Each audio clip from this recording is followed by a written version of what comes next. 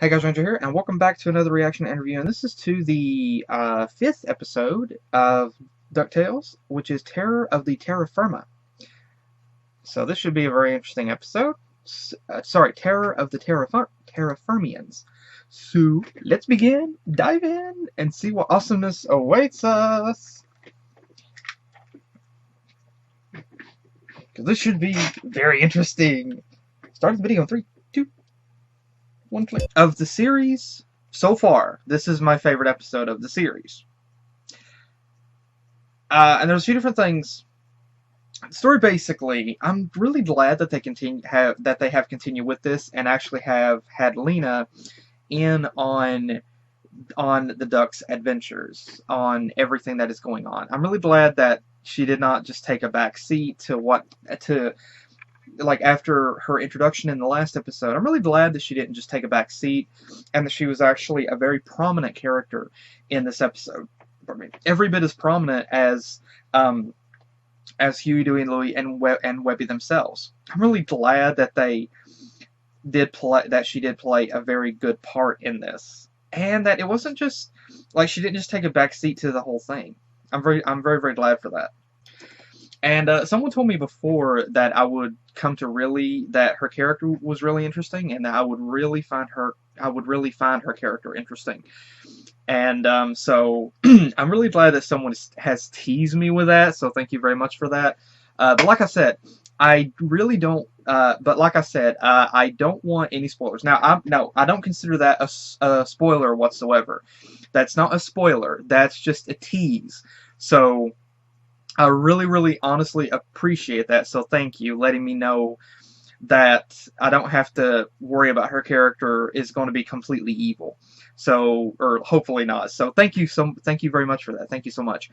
And I'm also, but like I said, I'm just starting the series, so please don't put spoilers into that. But like I said, if she's not evil, like I said in the last episode, then just simply say, relax, chill, you're good. But like I said, I honestly really like her character because there is a multi-dimensional character in Lena. She's not just there's more to her than what you see on the surface, and that's a very interesting dynamic with her, which you can easily say that about all the characters too. But with Lena, it's a very interesting. She herself is a very interesting character. First off, I absolutely love her design, and her voice just fits her character, and so I also love the voice as well. But I love, honestly, the setup with her and how she definitely is shown to be friends with Webby, and she's not just taking a back seat to everything. Now, someone, I think, told me that there were moments throughout the episodes where you would see glimpses of things that were reminiscent to the comic books. Here's one of them. At least I believe so, where we see this dot pattern on the wall on the right, which looks like a comic book printed panel. So that's very cool. I like that. But like I said, this is very interesting because here we actually get to see the gang go on a kind of a little adventure here, and Webby is there along for the ride, and Lena is also there, as well as Launchpad and Mrs. Beakley too. So that's very cool to see that they were all beginning to get some use as well. But like I said, Lena's character I find really interesting because there's a multi-layer character that exists here. And throughout the entire thing, you can see that she is in fact having fun. She is having fun with all of this exploration, and I really think, or really want to believe, that she is being genuine. This little conversation that she had with Webby about avenging Webby's death. There are two things that I like about this particular conversation. Number one, it's a fun, genuine conversation between them. It's cute, but it's also fun, and also love the fact that Disney didn't hold back and actually have Lena say, "I will avenge your death." I like that. So I love that that the writers and Disney had the balls to go ahead and go through with that. There is a multi-dimensional setup for Lena, and we can see that somehow Magica is using. She's like Lena's shadow, and only whenever Lena's shadow is present, it appears, can Magica make herself present. And here, Lena saw.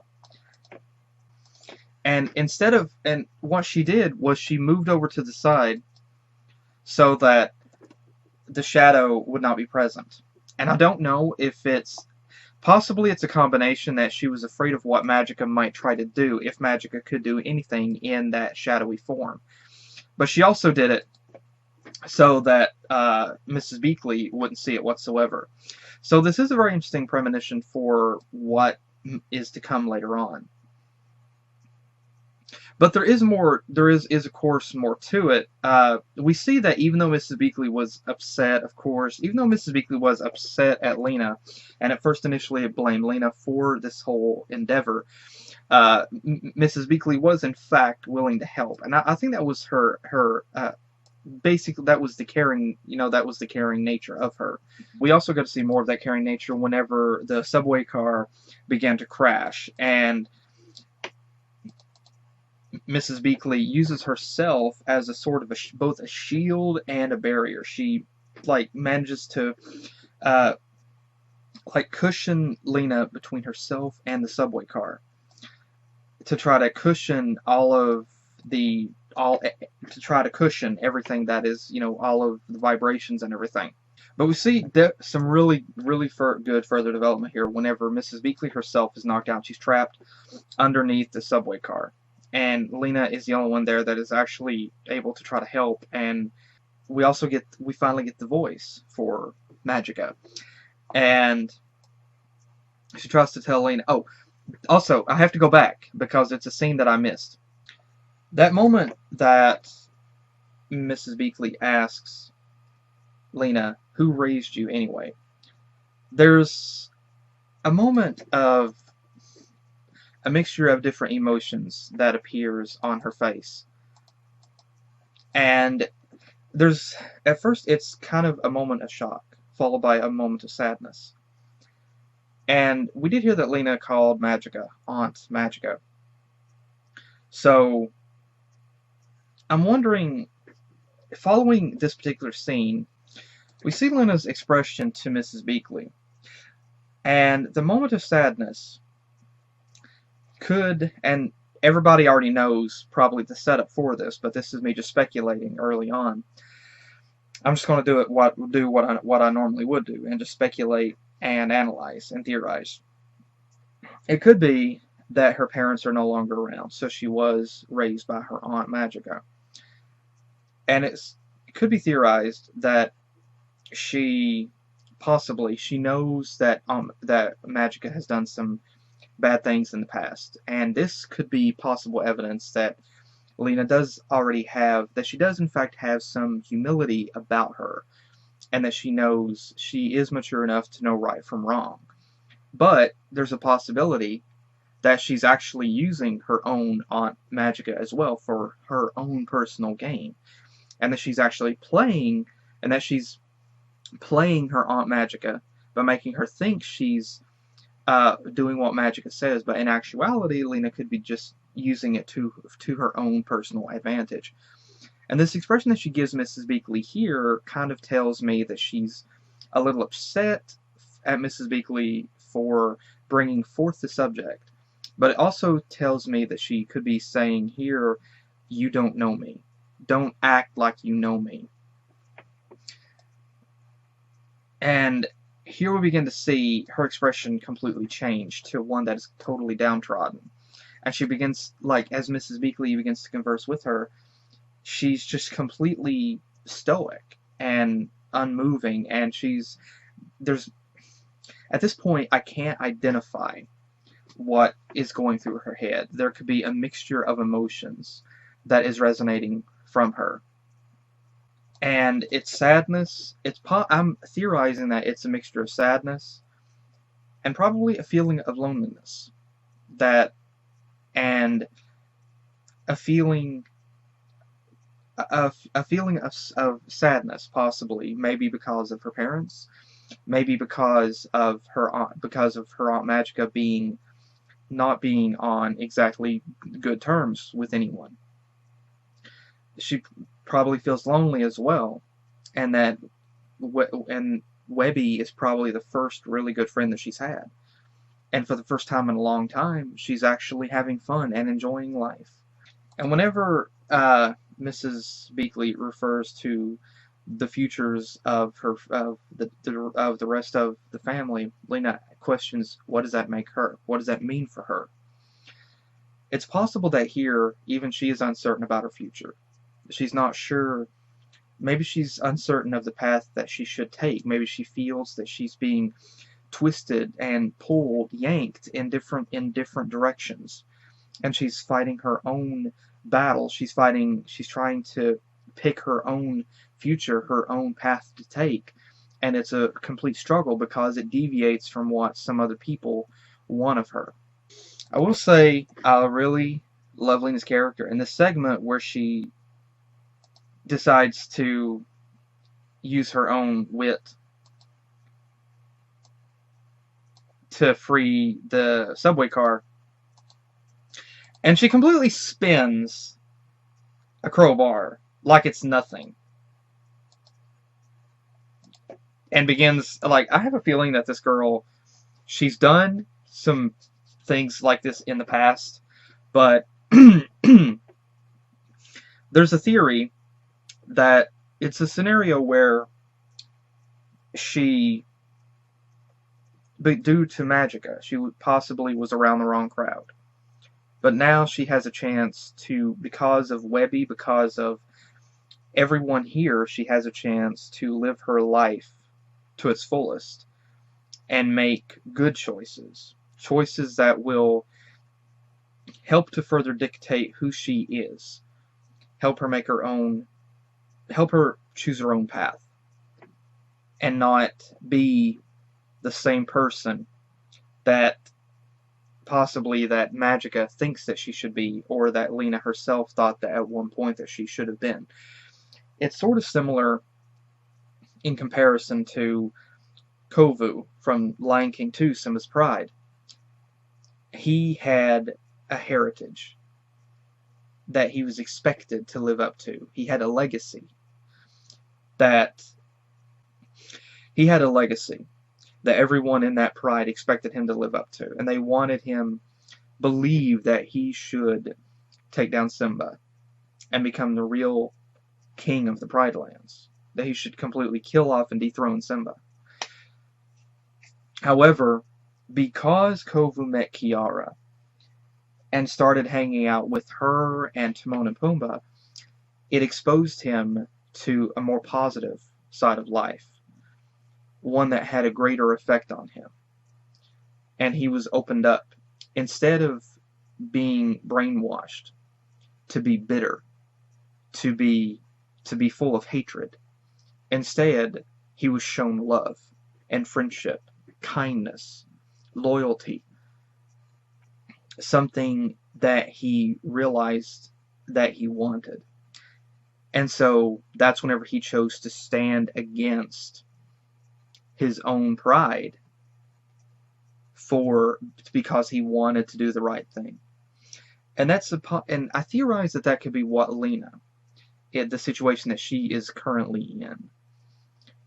Now, with her new friends, that she's having fun. She's having a chance to be adventurous and have fun.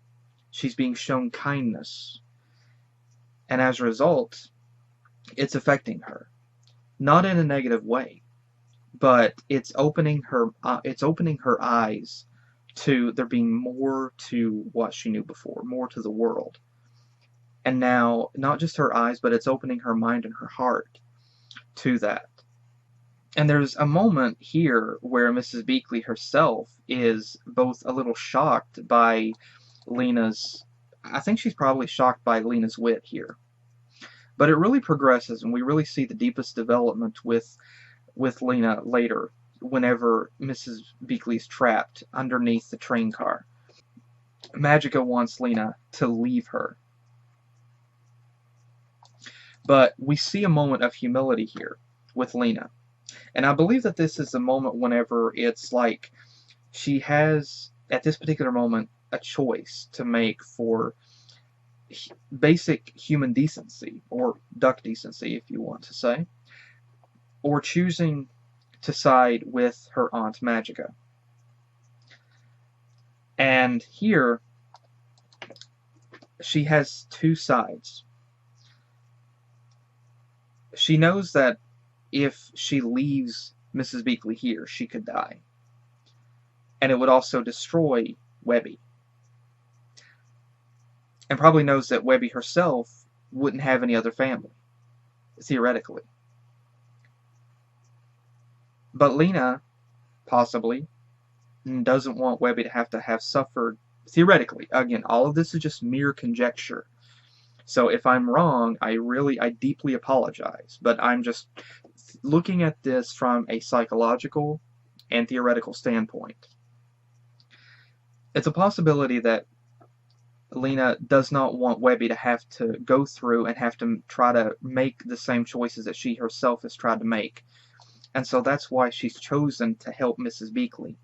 Both for that reason and because she doesn't want to leave her behind. So she begins to use this magic amulet to both lift the train car and use it to pull Mrs. Beakley out from underneath it. And we see another glimmer here whenever we see both sides are conflicting. Magica is happy for the moment that Mrs. Beakley is out and believes and wants Lena to leave her be. But Lena, however, doesn't want to. She even looks at Magica with a look of anger that says, I'm not going to listen to what you say. I'm doing this. I'm not leaving her behind. So she focuses even harder, enabling her. And this is honestly this is one of my favorite moments of this, because of this is one of my favorite moments of this episode, because it's a moment of choice, and it was a moment of choice that would have had a major, deep impact, psychological and emotional impact on Lena. And it was one of those choices that it would have affected the rest of her life, depending on the choices she would have made. And she made the right choice. And Magica herself, her shadowy form, is even confused by why Lena is choosing to do this. And I'm wondering here, we saw that Magica appeared in the last episode in Lena's shadow. I'm wondering if Magica is connected to the amulet. Now, Lena said that she bought it from someone, or that she got it from someone. And I'm wondering if Magica may be locked away in the amulet, and she's able to use Lena's shadow as she's able to use Lena's shadow to manifest herself into right now the only form that she can. That's a theory. You could also theorize that it's blood related. But it's interesting because Lena, she is able to use the magic. She's not able to use the magic without the amulet. She doesn't have that ability. But she uses the amulet to both move the train and focus and use her power to be able to move Mrs. Beakley. Whenever she slips on a rock and realizes that the train is going to collapse on Mrs. Beakley. Like, the moment that she realizes that Mrs. Beakley is going to be crushed, there is a moment of sheer terror on her face. And she's actually genuinely concerned. Mrs. Beakley herself is stunned that Lena would do this, and Mrs. Beakley herself is seeing a new side to, is shown a new side to Lena. Of course, Lena she kind of panics a bit because she doesn't want Mrs. Beakley to see the amulet. But she actually does help Mrs. Beakley up. And we see that moment of humility with her continuing. And there's another really interesting setup that I really love is whenever Webby and Louie are worriedly looking for Huey throughout the train car, and they see him at the back of the train. And this is a very interesting, and again, we see the pattern throughout the fronts and sides of the seats, indicating a similar pattern to the comics. But the train itself is about ready to collapse completely from the structure above, and Webby and Louie are trying to get Huey to move. And this is an interesting setup here because Huey is faced with the prospect that what he traditionally knew, that there's more to it out there. And this is a moment of realization and of acceptance here, because here Huey is afraid of the unknown, which, in all honesty, who wouldn't be? Huey is afraid of the possibility that there's more out there than what he knows. That more exists out there than what you think. And he's afraid to face the unknown. He's afraid of what dangers lurks out there. And Webby and Louie have already accepted it. Huey and Webby are two different people, are two different dynamics.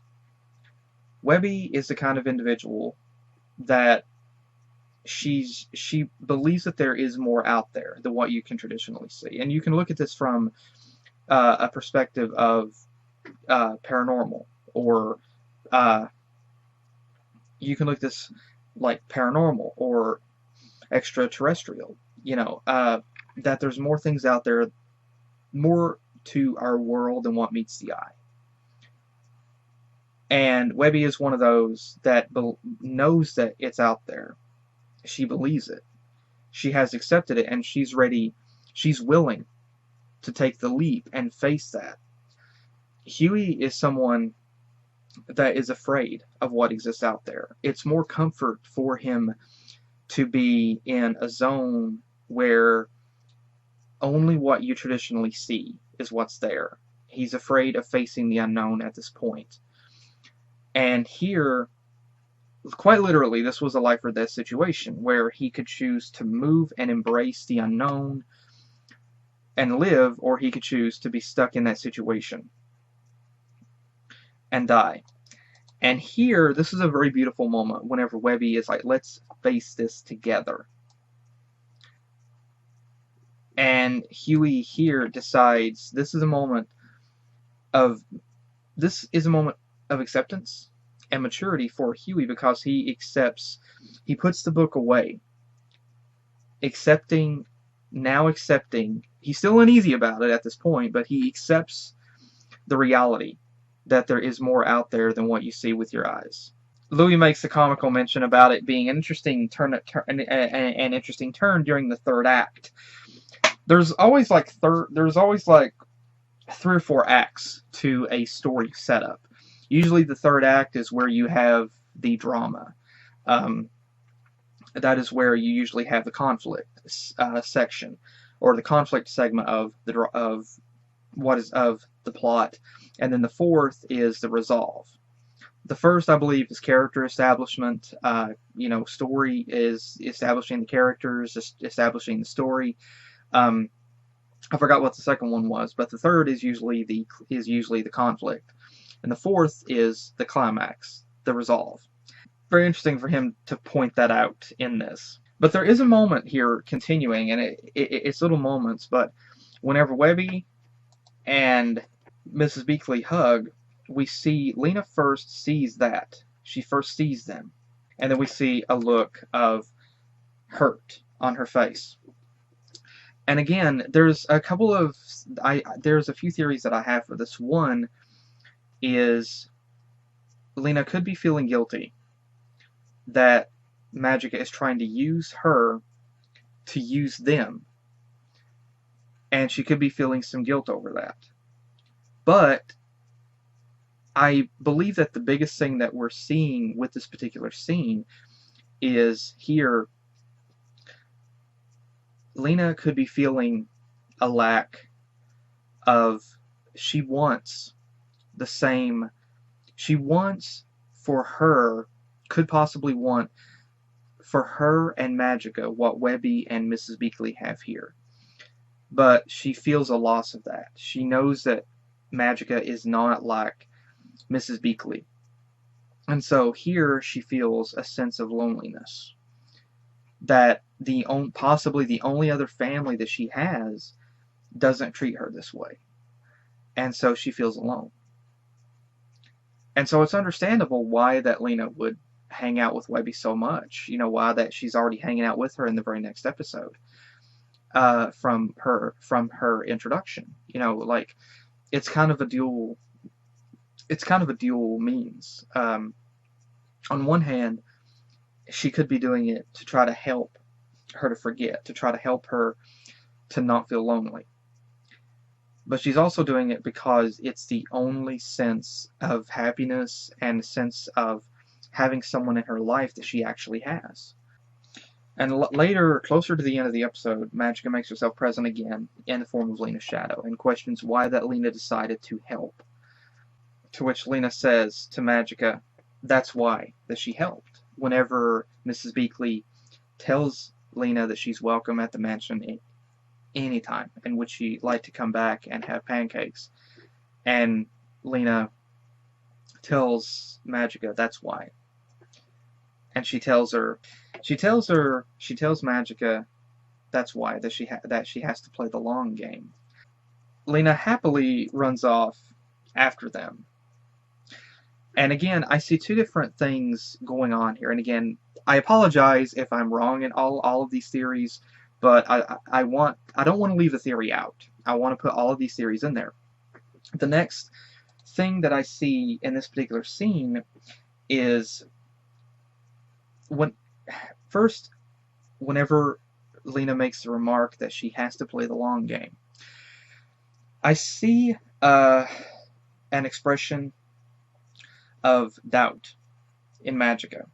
She's doubting that Lena is actually following through with their plan, or her plan, and may be falling sway to the rest of the Duck family. She's allowing herself to be pulled in. And so Magica's afraid that Lena will side with them. That's the theory. Because of the look of anger that she expresses in this particular scene whenever Lena happily runs off after them. And here Lena, she is happily and excitedly chasing after them. Like I said, theoretically, Lena knows that she does not have with Magica what Webby and Mrs. Beakley have. And she may have she might think that she unfortunately will never have that. But she may be holding out hope that just maybe that could happen. But here, Lena knows that right now this is the closest thing to a family that she's had in a long time. And she's actually happy. And Lena said that she has to continue to play them like a fiddle. But I'm wondering if Lena is actually playing Magica somewhat like a fiddle here. And that she's actually using that, she's spinning her wheels, stalling time. Maybe not because she's actually trying to help Magica achieve her goal, but Lena is trying to put that off. Maybe she's hoping that Magica may see the light, theoretically. Whenever Lena chases after them, we see that Magica is clearly upset. And I believe because she feels that Lena is not doing what she's supposed to do. And that she's blowing off her plans. That's my thought. I really didn't mean to close that episode out yet. But that's a theory. And that is my theories. Lena, like I said, that's one of the reasons why I love her character. I mean, first off, her character is a really cool character. bar none, her character is a really awesome character. But her character is also cool because of the multi-layered dynamics that her character has. I sense a feeling of loneliness with her, a feeling of want to have a family, a feeling of wanting to be loved, of wanting to feel that, you know, she's wanted in someone's life, and she wants to be a part of someone else's life, and she wants to enjoy life and have fun and be herself. And I see senses of humility throughout this with her.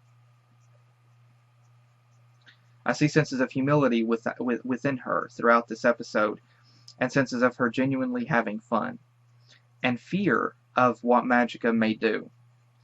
And so I think that Lena may be using Magica. Even Magica is trying to use Lena to get to the rest of the Duck family, or to accomplish some sort of goal.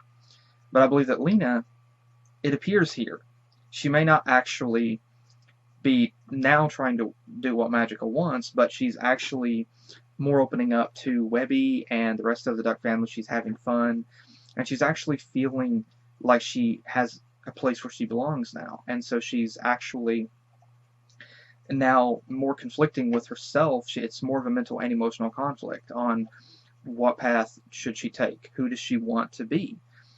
And so she's choosing to play Magica herself, also like a fiddle, to see maybe not where it goes, but she's trying to accomplish her own goal. So that's definitely, Lena's definitely a very interesting character, and I can honestly say right now she's definitely one of my most favorite characters of this right now. Webby would be the other. Like, both of these characters, Lena and Webby, they're probably my favorite characters in this. It's funny because in the original DuckTales, Huey, Dewey, and Louie were my favorite characters whenever I was little and watching the original DuckTales. Huey, Dewey, and Louie were my favorite characters.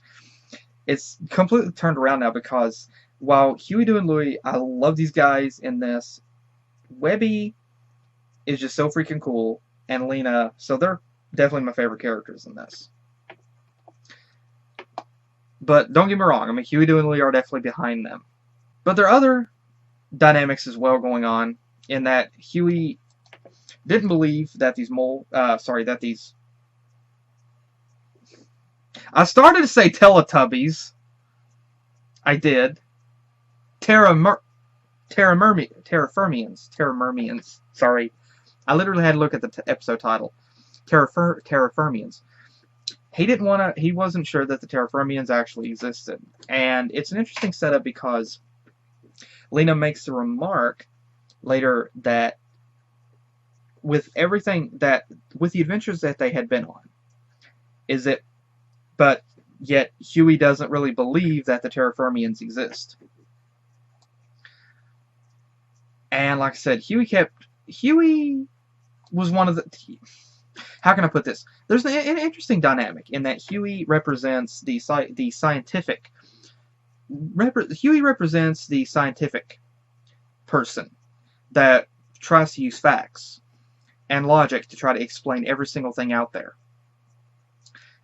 And there's a very interesting, an interesting conflict here. And that's, again, I'm just going to say what appears in my head, say what is on the tip of my tongue. Huey, to me, represents those people that want to use facts and logic to try to explain every single scenario. There is no faith or magic-based or anything spiritual or supernatural that is related whatsoever. That it's just everything is explained in a scientific and logical way. However, Webby represents the individual that wants to take a chance and believe in what she cannot see. She wants to believe it. And so there's a very interesting dynamic here, a very interesting conflict between these two. Webby still believes what she believes, Huey still believes what he believes, and until, however, later Huey is shown that, hey, the Terra-firmians really do exist. Until he's shown that, hey, the Terra-firmians really do exist, and that just maybe there is more out there. And it's interesting because, actually looking back on that, I said before that Huey was in a comfort zone whenever he was able to apply scientific, uh, whenever he was able to apply science and logic to things. He was in a comfort zone because he was able to he was able to explain every single thing. But whenever faced with the possibility that there is more out there that cannot be explained through science or logic, that's whenever he was taken out of his comfort zone, and he wasn't able to comprehend it. It was beyond his comprehension. And so here he realizes little by little that there is more out there than what you see, than what meets the eye, and that not everything can be explained scientifically, not everything can be explained logically, that sometimes you have to take a leap of faith. You have to put faith into something that you cannot see, and that you have to believe that something might exist more out there than what you see. And so this is a very interesting setup, and I really like what they did with it. But there's an interesting multi-universe thing going on here. The Terra-firmians all represent every one of the ducks. The red one is Huey, who is the first one to step forward. The green one's Louie. Blue one is Dewey. The pink one is Webby. Just like with the ducks, three guys, two girls. And here, there are 3 guys of the Terra-firmians and 2 girls. And it's interesting because every single one of them are standing exact opposite from one another. Here, the pink one is Webby, and then the one in the back, the gray one, is Lena. And just like Lena, her eyes are not fully open like the rest of them. Hitch usually always have closed, or a quarter of the way closed. Just exactly like Lena. So very interesting cross dynamic there. And it's also cool that the Terra-firmians were really nice. You know, like they were really nice. They were really friendly. But in all honesty, I'm not gonna lie. I did expect more from the Terra-firmians in this episode. I thought they would actually encounter them early on, and that they would have to actually help the Terra-firmians to some sort of rebellion against their anarchy overlord or something. You know, that's what I was actually expecting. You know, their help overcome the tyranny of their king or something. That's what I was honestly expecting. But that's not what happened. Instead, we see that the Terra-firmians exist.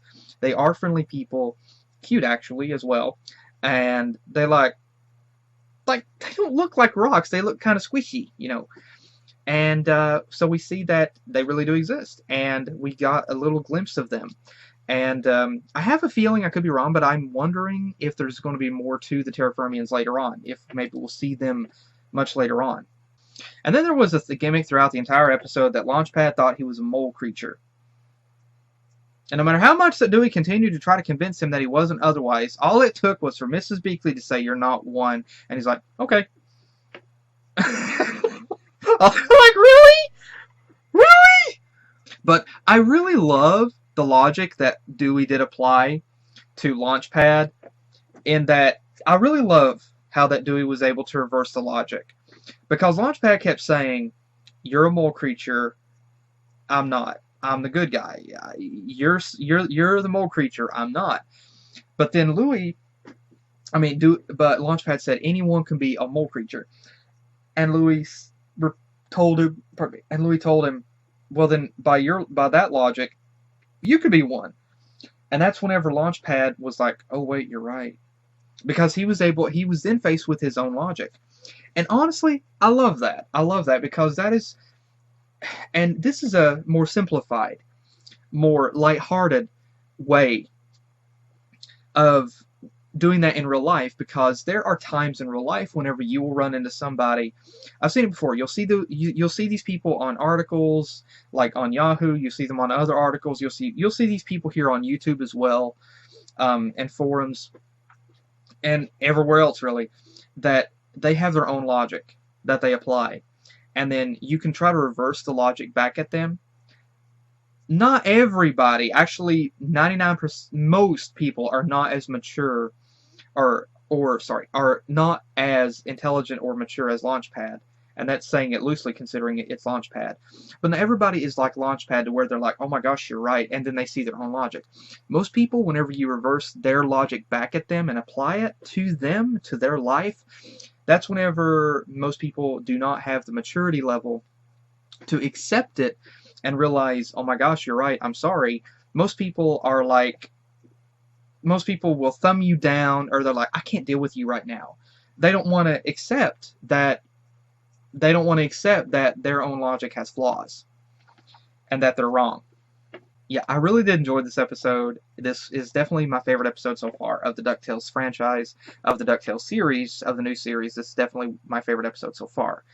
And I'm really loving the development with Lena, what we're getting with her, and I'm also loving the development with Lena being accepted um, into the group. And I can understand Mrs. Beakley uh, feeling like Lena was a bad influence on Webby. You know, Webby's not really used to hanging out with people.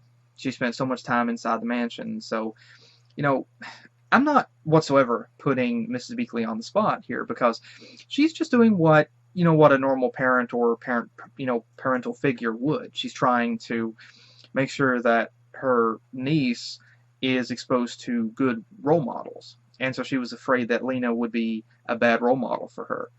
And so I can completely understand that. But she began to realize, but through Lena's actions, Mrs. Beakley realized that there's more to more to Lena than what she initially perceived.